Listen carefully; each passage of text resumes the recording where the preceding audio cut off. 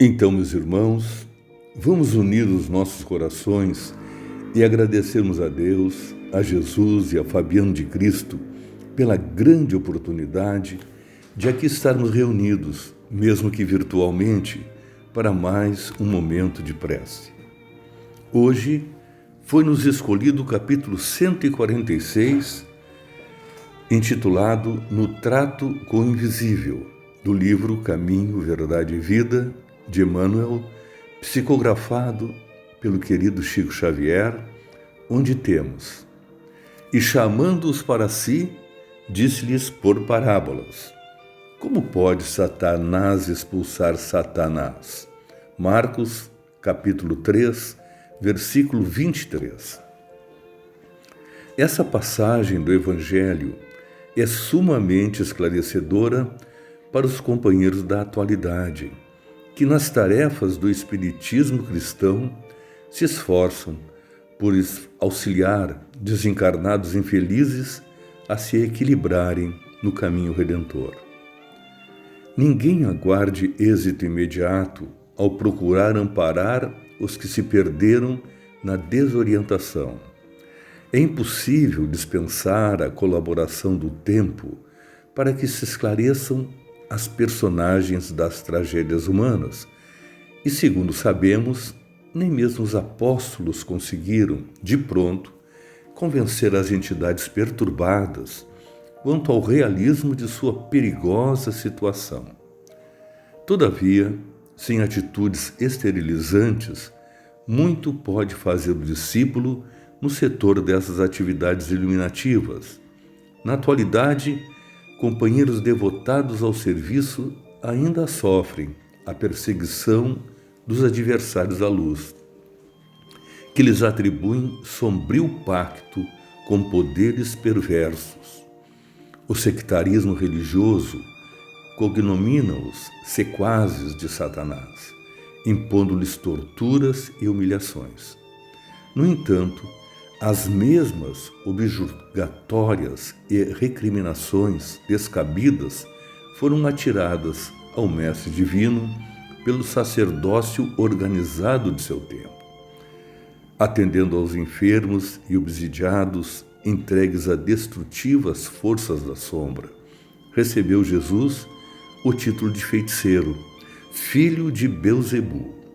Isso constitui significativa recordação que naturalmente infundirá muito conforto aos discípulos novos. É interessante como o nobre espírito Emmanuel aborda a questão da comunicabilidade com o mundo espiritual, destacando a comunicação com os espíritos que se encontram infelizes e como os lidadores desse trabalho necessitam de paciência para poderem ajudar. Destaca ainda que os antagonistas nos classificaram dos mais diversos nomes como feiticeiros ou filhos de Belzebu, como o próprio Mestre foi classificado, mas que não devemos perder o foco nem a persistência em ajudar. A doutrina espírita nos traz o livro O Céu e o Inferno, ou A Justiça Divina, segundo o Espiritismo, que em seus 19 capítulos, divididos em duas partes, traz-nos explicação sobre os mitos de céu, inferno e purgatório, as penas futuras, o mito dos anjos e dos demônios, várias comunicações obtidas das mais diferentes categorias de espíritos e mostra-nos como nos encontramos no pós-desencarne, em virtude das nossas atitudes atuais. Muitos irão nos tratar de louco por estabelecermos comunicação com os que não se utilizam da roupagem carnal, mas parcela desses mudará de opinião quando tiver alguém muito amado que desencarne e que o que ficou na retaguarda deseja uma mensagem. A opinião muda de acordo com o momento que a pessoa esteja vivendo. Poucos se mantêm pensando da mesma forma quando há um realinhamento das situações. Para nós, lidadores daqueles que vivem no invisível corporal, mas no visível moral e individualidades eternas como nós, precisamos ter a cautela para, num afã de querer trazer notícias para os encarnados, não respeitarmos o momento individual da criatura no pós-desencarne. Cada um de nós tem um tempo muito pessoal para se adaptar à nova realidade, dependendo muito da construção moral que fizemos enquanto encarnados e do acumulado que trazemos de outras encarnações. Sabemos que não existem penas eternas, até porque o processo de evolução da criatura é constante e a criatura não retroage. Por isso, o de que necessita a criatura neste momento é do tempo necessário para entendimento do momento atual. O que não podemos é desistir de ajudar, em virtude da demora no resultado ou pelas agressões dos adversários da luz, como Emmanuel cataloga os que se contrapõem ao trabalho. Aduzimos que esses adversários se encontram nos dois planos e precisamos estar atentos para que não desmotivemos com relação ao trabalho em virtude de opiniões contrárias ou depreciativas.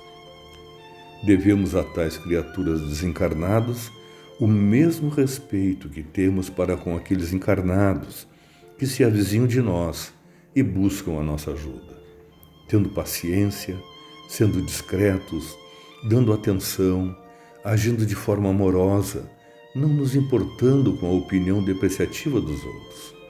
Os desencarnados são alma dos encarnados, que se despojaram do corpo físico e que possuem as mesmas necessidades morais que nós.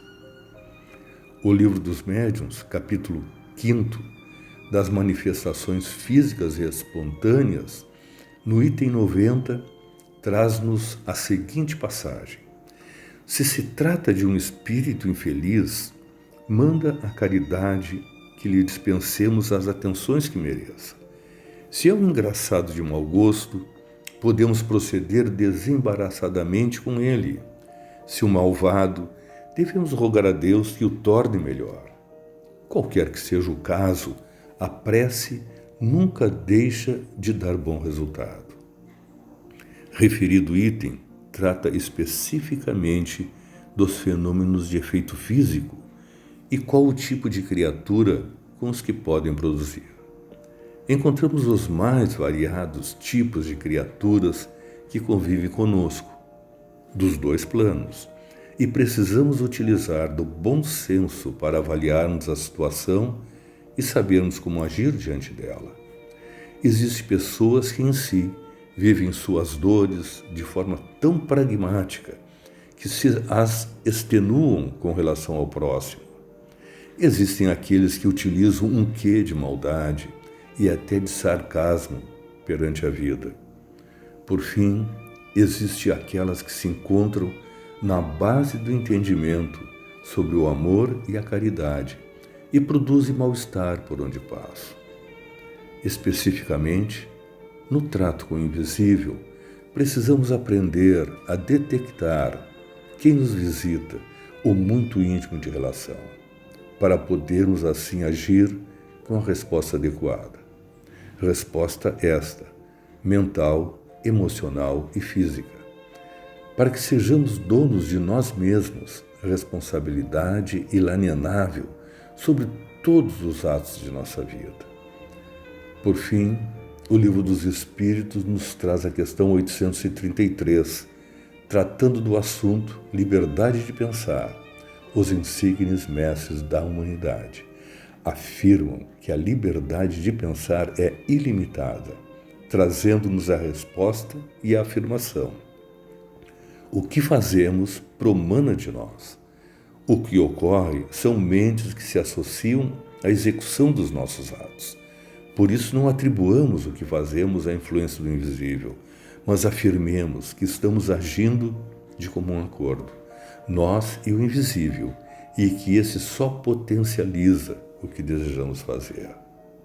Então, meus irmãos, Agradecidos a Deus, a Jesus e a Fabiano por nos permitir esses momentos de reflexão, pedimos que os bons amigos espirituais continuem conosco, nos protegendo e orientando sobre o melhor caminho a seguir.